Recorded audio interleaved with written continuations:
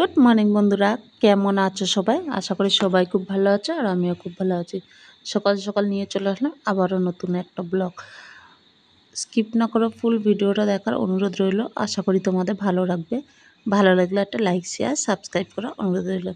সকালে স্নান টান সব হয়ে গেছে, এখন হচ্ছে কাপড় চোপড়গুলো মেলে নিচ্ছি। দেখো কিছু কাপড় ছিল, কাপড়গুলো ধুয়ে নিয়েছি স্নান করার সময়, তো এখন হচ্ছে সেগুলো মেলে দিচ্ছে। এই যে বৃষ্টি শুরু হয়েছে, এমন বৃষ্টি শুরু হয়েছে না, মানে কি বলবো, কাপড় চোপড়গুলো শুকায় না, রোজই ওই উঠিয়ে ঘরের মধ্যে মেলতে লাগে।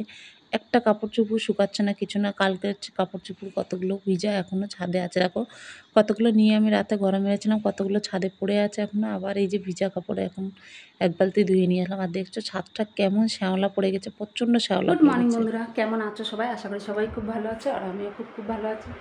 তো সকালবেলা উঠে দেখো জামা কাপড় কাছাকাছি হয়ে গেল, স্নানও হয়ে গেল, ওগুলো মেলে দিলাম। যেহেতু তোমাদের দাদা নেই বাড়িতে, তো এগুলো আমাকেই করতে হবে। তোমাদের দাদা থাকলে তো করতে দেয় না আমাকে, কিন্তু এখন হচ্ছে আমাকেই করতে হবে। আর দেখো আমি সব করেছি, সিঁদুর করতে ভুলে গেছি। তো চলো এখন হচ্ছে বিছানাটা তুলবো। কালকে আমরা মা বেটা এই ঘরে শুয়েছিলাম, ওর কাকুর ঘরে। আমার ছেলে একা শোবে বলে এই ঘরে এসেছিলো। তারপরে রাত্রে আমি ভাবলাম যে একা শোবে, বাচ্চা মানুষ যদি ভয় টয় পায়, তো এর জন্য আমি এসে শুলাম এখানে। চলো এখন হচ্ছে বিছানাগুলো তুলে নিই। ও তো একাই সময় দেখতে ছিল, তারপরে এত কাশি না, কি পরিমাণে যে ছেড়ে কাশছে বলবো না, সারা রাত্রি কেসে যাচ্ছে মাথা ব্যথা। তো এখন হচ্ছে যে বিছানাটা তুলে তারপর নিচে যাবে, কেন রান্না বান্নারও তাড়াহুড়ো নেই, কেন যেহেতু তোমাদের দাদারা নেই। তো দুজনের টিফিন নেওয়ারও ব্যাপার নেই, দুই ভাই গেছে, দুই ভাইয়ের টিফিন নেওয়ার ব্যাপার নেই। বাবাইকেও আজকে স্কুল পাঠাবো না, এত কাশি হচ্ছে। আর কালকেও হালকা হালকা জ্বর ছিল, ওই জন্য স্কুল পাঠাবো না, একবারে বিকেলে টিউশনি পাঠাবো। তো সেই জন্য হচ্ছে যে রান্নার তাড়াহুড়ো নেই। তো আমরা তো একবারে ওই দুপুরে খাবো, একটু চা মুড়ি খেয়ে নেবো, হয়ে যাবে। তো চলো বিছানাটা তুলে নিই। আর এখন চলে আসলাম আমি বিছানাটা উঠাতে, জামা কাপড় মেলে এসে বিছানাটা তুলে নিচ্ছি। দেখো কালকে শুয়েছিলাম, কাল রাতে শুয়েছিলাম হচ্ছে আমার দেওরের ঘরে। এই যে কাল রাতে আমার ছেলে শুয়েছে, যে একাই শোবে ওই ঘরে। পরেও শুয়ে পড়ার পরে আমি এসেছি। বাচ্চা মানুষ একা একা শোবে, তারপর রাত্রে যদি ভয় পায়, ওই জন্য আমি আবার এসে ওর কাছে শুলাম। যেহেতু তোমাদের দাদাও নেই আর ওর কাকুও নেই, তো একা একা ভয় পাবে, এই করবে রাত্রিবেলা, তখন ভয় পেলে হয়তো আমি ঘুমিয়ে পড়লে এই ঘর থেকে ডাকলে ওই ঘরে আমি শুনতে পাবো না ঘুমিয়ে পড়লে। তো ওই জন্য আমি আবার, ও শুয়েছে তারপর আমি উঠে এসেছি, ও জিদ করে একা শুয়েছে যে আমি একাই শোবো। কোনোদিন একা শোয়নি, তা আমি ভাবলাম যদি ভয় পায়। তো আর তারপরে খুব কাশছে ছেলেটা, প্রচণ্ড কাশছে, কাশতে কাশতে রাত্রেবেলা দম নিতে পারছে না। ওই ছেলেকে কি একা শুতে দেওয়া যায় বলো? তো সেই জন্য এসে আমি ওর সঙ্গে শুয়েছিলাম। তো যাই হোক, এখন হচ্ছে বিছানাটা গুছিয়ে একবারে নিচে যাবো, কারণ নিচে চলে গেলে আবার বিছানাটা পড়ে থাকবে সেই দুপুর পর্যন্ত। তো ওর জন্য ভাবলাম যে একদম বিছানাটা গুছিয়ে গাছিয়ে যাই, যেহেতু তাড়াহুড়ো নেই, কেন তোমাদের দাদারাও নেই, টিফিন বানানো নেই, আর বাবাইকেও স্কুলে পাঠাবো না। ছেলেটার প্রচণ্ড জ্বর কাশি, প্রচণ্ড কাশছে, কালকে রাত্রে কাশতে কাশতে ঘুমাতে পারেনি। তো এর জন্য হচ্ছে ওকে স্কুল পাঠাবো না। তো ওই জন্য রান্নাবান্নারও তাড়াহুড়ো নেই, এখন নিচে গিয়ে চা করবো, একটু চা মুড়ি টুড়ি কিছু খাবো, তারপরে রান্নাবান্না বসাবো ধীরে সুস্থে। ও তাড়াহুড়ো নেই, তাড়াহুড়ো কোনো ব্যাপার নেই। আর এই ঘরে আজকে বালিশে বালিশে একদম ভর্তি হয়ে গেছে। এমনিতে তো ওদের ঘরে বালিশ থাকে 3টে 5 বালিশ, তারপর 2টো মাথার বালিশ ওর কাকু, একটা মাথার বালিশ ওর, 2টো হাত বালিশ। আর তারপরে কালকে আমি শুয়েছিলাম, আরও বালিশ ভর্তি হয়ে গেছে। কত বালিশ এই ঘরে, আজকে বালিশ ভর্তি হয়ে গেছে। তো দেখি বালিশ টালিশগুলো সব গুছিয়ে নিয়ে আজকে থেকেও আমার ঘরেই শোবো। তো বাবাইকে একা শুতে দেওয়া যাবে না, ওই যে বললাম এমনিতে শরীরটা ভালো না, তার মধ্যে যদি রাতে ভয় টয় পায় তখন কি করবে। তো যাই হোক, চলো তোমাদের সঙ্গে কথা বলতে বলতে বিছানাটাও গুছিয়ে ফেললাম। দেখো সুন্দর করে বিছানাটা গুছানো হয়ে গেলে, সকালবেলা বিছানা গুছানো হয়ে গেলে, টান টান হয়ে গেলে আর কোনো চিন্তা থাকে না। আচ্ছা, এটা যেহেতু প্রচণ্ড কাশছে, তো আমি এই যে কিছু রাম তুলসী পাতা তুলে রেখেছিলাম স্নান করতে যাওয়ার আগে, বাসন টাসন মেজে তুলসী পাতাটা তুলে ধুয়ে রেখে গেছিলাম। তো ওর মধ্যে দিয়ে দিলাম দেখো এক টুকরো আদা, আর গোলমরিচ দিতে চাচ্ছিলাম কিন্তু গোলমরিচ নেই। আর লবঙ্গও আমার ঘরে শেষ হয়ে এসেছে, তো খুঁজে খুঁজে 3-4টে লবঙ্গ পেয়েছি, সেটা এর মধ্যে দিয়ে দিলাম। দিয়ে ভালো করে ছেঁচে রস বার করলাম। এখন একটু মধু দিয়ে ছেলেটাকে খাইয়ে দেবো। আর রাম তুলসী পাতা কিন্তু সর্দি কাশিতে খুবই উপকার।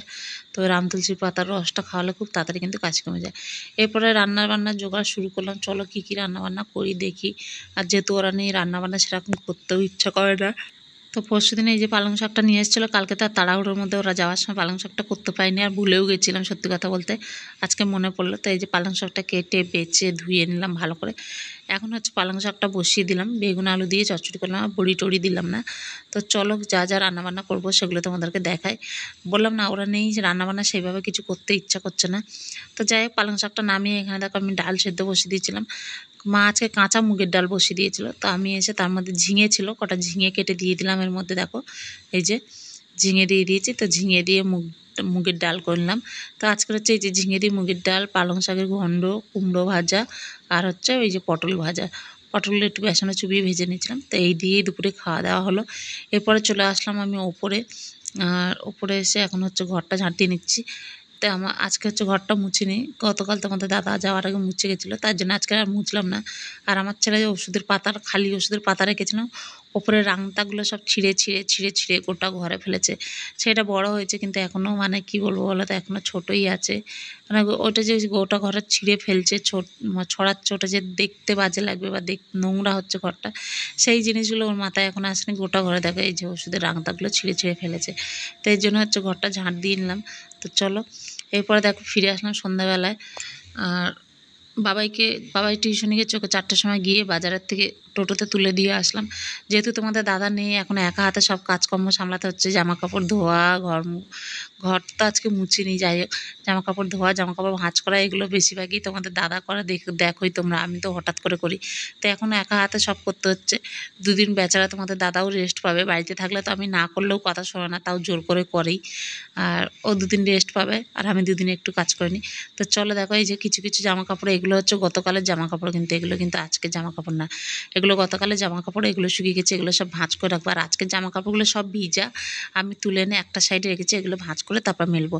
আর এদিকে দেখতে পাচ্ছ আমি ড্রেস করে নিয়েছি, তার কারণ হচ্ছে বাবাইকে আবার আনতে যেতে হবে। তো এই জন্যই বললাম যে এক হাতে সব কিছু সামলাতে হচ্ছে। বাবাইকে টোটোতে তুলে দিয়ে আসলাম, এখন হচ্ছে রাত্রেবেলা একা ওকে মানে ভাড়া দিয়ে দিলে চলে আসে, কিন্তু একা রাত্রে আসতে দেবো না। 7টার সময়, 7টা, 7:15 ছুটে, ওর জন্য আমি ড্রেস করেছি যে ওকে আনতে যাবো বলে। তো জামা কাপড়গুলো ভাঁজ করে গুছিয়ে জায়গা মতন রেখে দিলাম। এখন হচ্ছে চুলটা একটু আসে নিয়ে তারপরে হচ্ছে ভেজা জামা কাপড়গুলো মেলে দিয়ে তারপর বেরিয়ে যাব। এখন বাজে 6:30 মতন বাজে। তো আমার যেতে যেতেও টাইম লাগবে, আর ওর ওই 7টা, 7:15 ছুটি হয়। তো যেতে যেতে টাইম লাগবে। আর চুল আসাতে গেলে এত চুল ওঠে না, প্রচণ্ড পরিমাণে চুল ওঠে। তো চলো এখন হচ্ছে কানের দুলটা পরে নিই। আর ভাবছিলাম যে হয়তো শুনু চলে আসবে, কিন্তু শুনু এখনও ফোন করেনি। তাই ফোন করেনি মানে শুনুর আসতে দেরি হবে।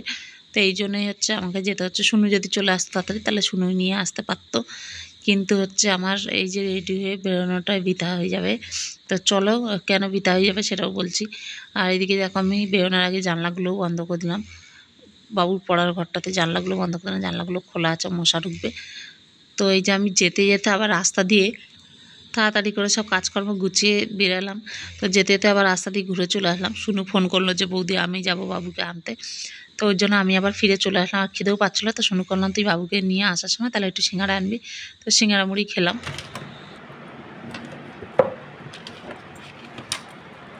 আরে এতগুলো নিয়ে আসছিস কেন?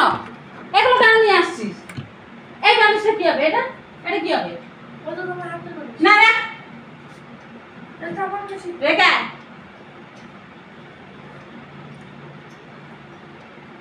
তো এই যে দেখো আমরা আজকে হচ্ছে চুলটা আর বাঁধিনি, এখন হচ্ছে চুলটা বাঁধবো।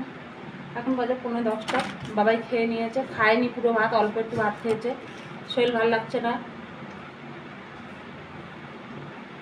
ঠান্ডা ঠান্ডা লাগছে, গা হাত ব্যথা করছে, শরীর ভালো লাগছে না, ওই জন্য হচ্ছে এখন আর খেলো না, ভাত পুরো খেলো না। এখন হচ্ছে ওষুধগুলো খাওয়াবো, যেহেতু 2 দিন ধরে জ্বর আছে। এখন ওষুধ খাওয়াবো, জ্বরের ওষুধ, কাশির ওষুধ। ছি করে এসছো?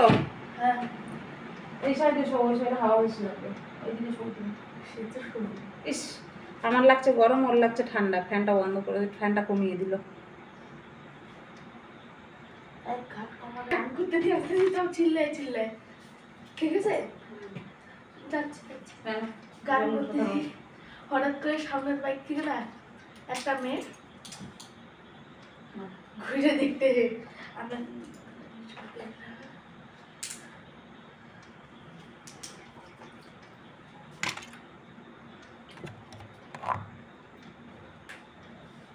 জ্বর ওষুধ তো খেলে, এখন হচ্ছে কাশির ওষুধ তো খাওয়াবো, তারপরে আমি ওষুধ খাবো, তারপর হচ্ছে শুয়ে পড়বো। মা বেটা যেহেতু এখন কেউ নেই, তাড়াতাড়ি খাওয়া দাওয়া, তাড়াতাড়ি শোয়া। আর আমি তো খেলামই না, মুড়ি খেয়েছি সন্ধ্যাটা, পেটটা ভারী, বললাম যে। তো চলো আজকে আমাদের ভিডিওটা শেষ করলাম, এই পর্যন্ত। দেখা হবে নতুন একটা ভিডিও নিয়ে।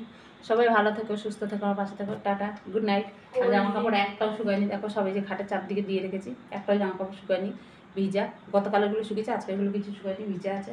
আর আমি গরমে পুরো ঘেমে যাচ্ছি, দেখো। Gold night for me. আর ওর হচ্ছে ঠান্ডা লাগছে, আর আমি গরমে পুরো ঘেমে যাচ্ছি। চলো টাটা। অপোজিট।